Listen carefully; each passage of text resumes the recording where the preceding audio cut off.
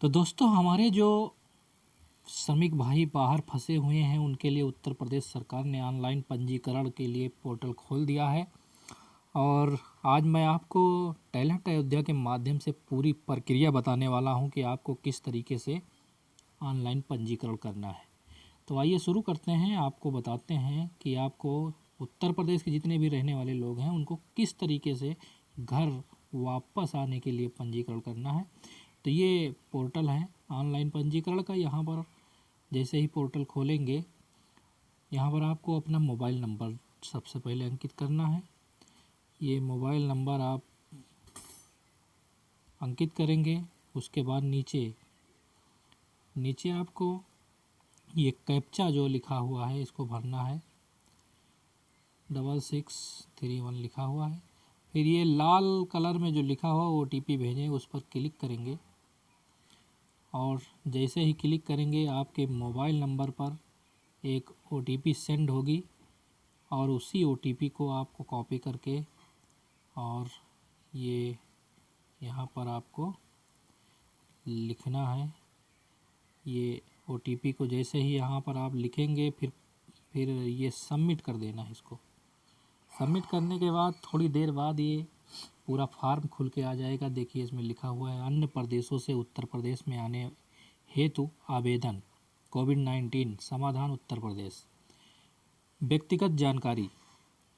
अब आपको यहाँ यात्रा की श्रेणी सबसे पहले भरना है। तो इस पर हम क्लिक करते हैं। इस पर जैसे ही क्लिक करेंगे आपको 4 ऑप्शन मिलेंगे: प्रवासी श्रमिक, छात्र, तीर्थयात्री, पर्यटक। तो हमारे जो मजदूर भाई हैं जो बाहर फंसे हुए हैं उनको प्रवासी श्रमिक पर क्लिक करना है। उसके बाद यहाँ पर आपको अपना पूरा नाम लिखना है। मान लीजिए किसी का नाम राकेश कुमार है, तो ये आपको यहाँ पर हिंदी अंग्रेजी किसी में भी लिख सकते हैं। यहाँ पर उसकी उम्र लिखनी है, जो भी आवेदक है उसकी उम्र लिखनी है। फिर नीचे आपको यहाँ पर लिंग लिखना है, पुरुष महिला। तो इस पर क्लिक कर देते हैं। मोबाइल नंबर आपका, चूँकि मोबाइल नंबर से ही पंजीकरण आपको करना है इसलिए मोबाइल नंबर यहाँ पर दर्ज हो गया है। और अगर आपके पास ईमेल आईडी है तो वो भी आप डाल सकते हैं, ऑप्शनल है, कोई ज़रूरी नहीं है। फिर आपको पहचान पत्र डालना है। पहचान पत्र पर क्लिक करेंगे तो option Aadhaar card, driving licence, PAN card, voter ID और अन्य का खुला हुआ है। तो आप सीधे से अपने आधार कार्ड के साथ में इसको पंजीकरण कर दीजिए। फिर यहाँ पर आप अपना आधार नंबर डाल दीजिए। आधार नंबर डालने के बाद फिर उसका सत्यापन करना है कि मैं सत्यापन के उद्देश्य से अपने आधार कार्ड नंबर का उपयोग करने के अपनी सहमति देता हूँ। इस पर आपको क्लिक कर देना है। फिर क्या आप अपने परिवार के साथ यात्रा करना चाहते हैं, तो ये उन लोगों के लिए है जिनके साथ में उनके परिवार, भाई बहन या पति पत्नी हैं। तो उनको यहाँ पर क्लिक करना है और उसके बाद यहाँ पर संख्या भरेंगे। यहाँ पर जैसे ही संख्या भरेंगे, ये समझ लीजिए कि 3 लोग अगर हैं तो जैसे ही 3 लोगों का नाम भरेंगे, फिर यहाँ नाम, उम्र और आवेदक से संबंध ये लिख के आएगा। अगर आप अकेले हैं तो यहाँ पर आपको 0 ही रखना है, कुछ भरने की ज़रूरत नहीं है। फिर यात्रा का तरीका जो है उस पर क्लिक करना है आपको। यात्रा के तरीका के लिए 2 ऑप्शन दिए गए हैं, स्वयं का वाहन और दूसरा है यात्रा सहायता के लिए सरकार से अनुरोध। तो चूँकि आपके पास वहाँ स्वयं का वाहन है नहीं, बहुत लोगों के पास होगा भी तो वे उस पर क्लिक कर सकते हैं। अगर आपके पास स्वयं का वाहन नहीं है तो आपको इस पर क्लिक करना है यात्रा सहायता के लिए। और फिर नीचे कुछ शर्तें हैं और कुछ सवाल पूछे जा रहे हैं सरकार द्वारा आपसे। तो पहला सवाल है, क्या आपको या आपके परिवार के किसी अन्य सदस्य को सर्दी, खांसी या बुखार या संबंधित लक्षण हैं?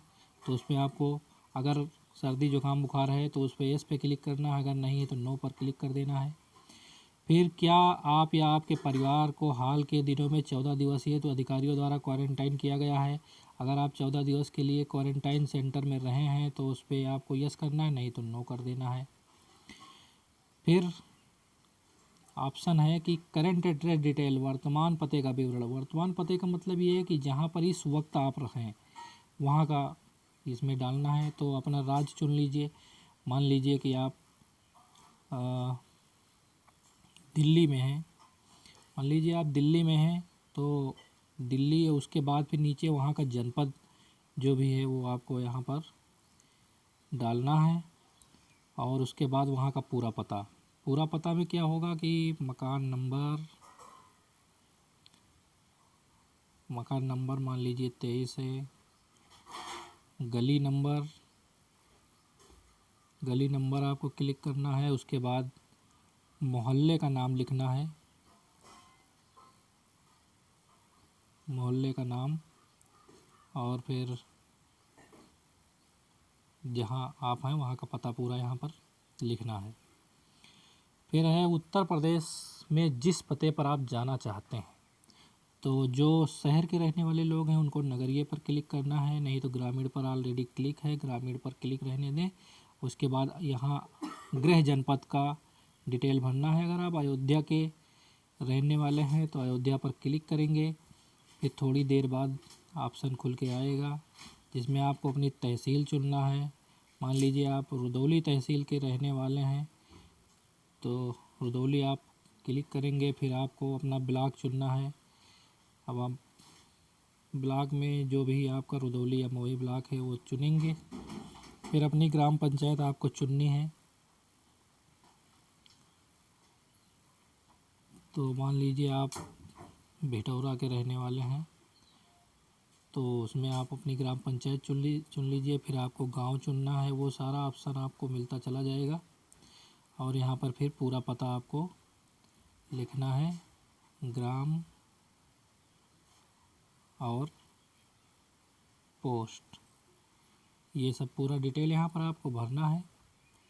उसके बाद आपको यहाँ पर अपने कॉन्टेक्ट पर्सन यानी कि जो आपके जानने वाले लोग हैं उनका किसी का नाम लिखना है। आप अपने पिताजी का नाम यहाँ लिख सकते हैं, अपने घर का मोबाइल यहाँ पर आगे वाले कॉलम में लिखना है, अपने घर का कोई मोबाइल यहाँ पर लिखें। उसके बाद लिखे हैं उसमें, उसके बाद फिर कुछ शर्तें हैं सरकार की, उनको आपको फॉलो करना है। जैसे पहला है, मुझे जानकारी है कि जब मैं उत्तर प्रदेश पहुंचूंगा तो मुझे आवश्यक क्वारंटाइन में रहने पड़ेगा। तो जैसा कि आपको पहले से पता है कि आप जब बाहर से आएंगे तो 21 दिनों के लिए आपको आवश्यक क्वारंटाइन में यहाँ रहना पड़ेगा। तो ये आपको शर्त माननी ही पड़ेगी, इसलिए यहाँ पर आपको क्लिक करना है। उसके बाद फिर है दूसरा, मैंने अपने शहर जनपद के किसी कंटेनमेंट जोन में पिछले 2 माह से निवास नहीं किया है। चूँकि आप बाहर शहर में काम के लिए गए थे तो जाहिर सी बात है कि आपने जो है आप यहाँ नहीं रहे, इसलिए इस पर भी क्लिक कर देना है आपको। फिर है, मैं घोषणा करता हूँ कि मेरे द्वारा प्रदान की गई जानकारी सटीक है और मेरे ज्ञान का सर्वश्रेष्ठ। यदि मेरे द्वारा दी गई कोई जानकारी गलत पाई जाती है तो मेरे विरुद्ध महामारी अधिनियम अथवा आपदा प्रबंधन अधिनियम के अंतर्गत कार्रवाई की जा सकती है। तो ये भी आपको शर्त सरकार की माननी होगी। इस पे भी आप क्लिक करेंगे, ये टिक का निशान जैसे ही लगाएंगे उसके बाद आपका फॉर्म ये जो है पूरी तरह से भर गया है। अब आपको करना क्या है कि जो हरा वाला कॉलम है संदर्भ सुरक्षित करें, इस पर क्लिक करेंगे और इस पर जैसे ही क्लिक करेंगे आपके मोबाइल पर एक मैसेज पहुंच जाएगा जिसमें संदर्भ संख्या रहेगा। और मैं एक जानकारी और देना चाहता हूं कि इस पोर्टल पर पंजीकरण करने मात्र से आप यात्रा की अनुमति मत समझिए। आपको आपके पंजीकरण के आधार पर आपके मोबाइल नंबर पर सक्षम अधिकारी से अनुमति मिलने के बाद सूचना उपलब्ध कराई जाएगी। उसके बाद ही आप वहां से निकलें। सरकार के दिशा निर्देशों का पालन करते रहें, अपने घरों में रहें, सुरक्षित रहें, मास्क ज़रूर पहनें। तो आपको ये जानकारी कैसे लगी? अगर आपको कोई दिक्कत होती है, फॉर्म भरने में कोई समस्या आती है तो आप मुझे कमेंट कर सकते हैं और ये फॉर्म भरने की लिंक मैं आप लोगों को डिस्क्रिप्शन बॉक्स में दे दूंगा, जहां से आप फॉर्म भर सकते हैं। डिस्क्रिप्शन बॉक्स में आपको ये लिंक मैं दे रहा हूं ताकि आपको कोई दिक्कत का सामना न करना पड़े। तो दोस्तों कैसा लगा आपको ये हमें कमेंट के ज़रिए ज़रूर बताइए। अगर कोई दिक्कत आती है तो भी आप कमेंट के ज़रिए मुझे बताएं, मैं तुरंत आपकी समस्या का समाधान करूँगा। धन्यवाद। टैलेंट अयोध्या देखने वालों के लिए शुक्रिया।